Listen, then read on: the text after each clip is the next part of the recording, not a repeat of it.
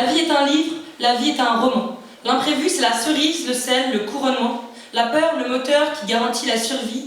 Et si tu l'affrontes pas, autant rester au lit. Si tu fais jamais la vaisselle, tu casses jamais d'assiette. Si tu prends pas le risque de tomber, t'atteindras jamais le ciel. C'est ce que je dis à ma mère qui n'en peut plus à chaque fois que je me retrouve en PLS au CHU. Et merde, je crois bien que cette histoire, je l'ai déjà lue.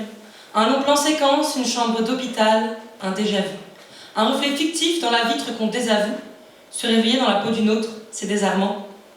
Comme si le temps d'une nuit, on avait perdu la mémoire. La peau qui pèle d'ennui et ce corps dans le miroir. Sous le corset, les muscles fondus. La chair palpable révèle le temps perdu. Ce squelette se tient debout, comme par magie.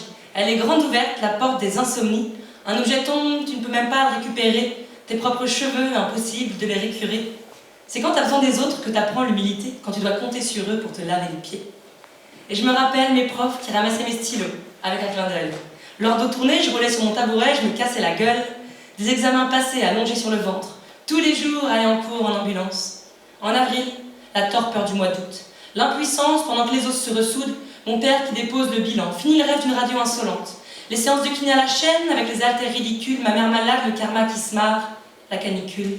L'impatience de guérir, les cachettes codées. Le refus de tenir en place et la sueur sous le plâtre. Et je me rappelle comment c'était mieux avant la chute. Tout était clair, j'avais un plan et un but. Je voulais grimper jusqu'à caresser les étoiles, oublier le réel. Laisser la ville derrière pour devenir Catherine d'Estivelle. J'ai encore dans la tête son ascension au Mali, elle qui dompte le rocher solo sous les trompettes du pays. Et je disais pas Voici ou Gala, mes grimpes et magazines. Mes idoles c'était Hélène Janico et Charlotte Durif. Angela Heiter, pendant que son papa est pas là, elle fait l'histoire. Première femme à faire du 9B sur la planète de Shiva. Technique de danseuse, biceps d'acier et mental de fer, des comètes qui brillaient en compète mais aussi sur le calcaire. Alors, je voulais toujours plus, je révisais pas pour mes partiels. Dès que le soir j'avais du temps, je me retrouvais à la salle, peu importe qui en bas tenait la corde, le cou arqué vers le haut, je regardais pas la méthode. Puis je suis tombée de haut un mardi. C'est là que commencent les ennuis. La chute n'est pas que métaphorique, tout comme la gravité. Retour au plancher pour cause de main mal assurée. 7 mètres pour prendre mon envol. Au final, je crois bien que j'ai raté le signal. 3 vertèbres, au moins 3 mois dans le dur. Sur le long terme, 3 cm et un peu plus de perdu. J'entends encore mon entraîneur qui rigole. Canel, tu sais quoi? En escalade, le plus dur, c'est le sol.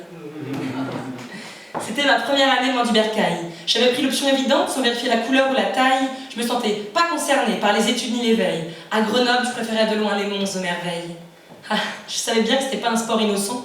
Pour une erreur humaine, tu payes direct le prix du sang.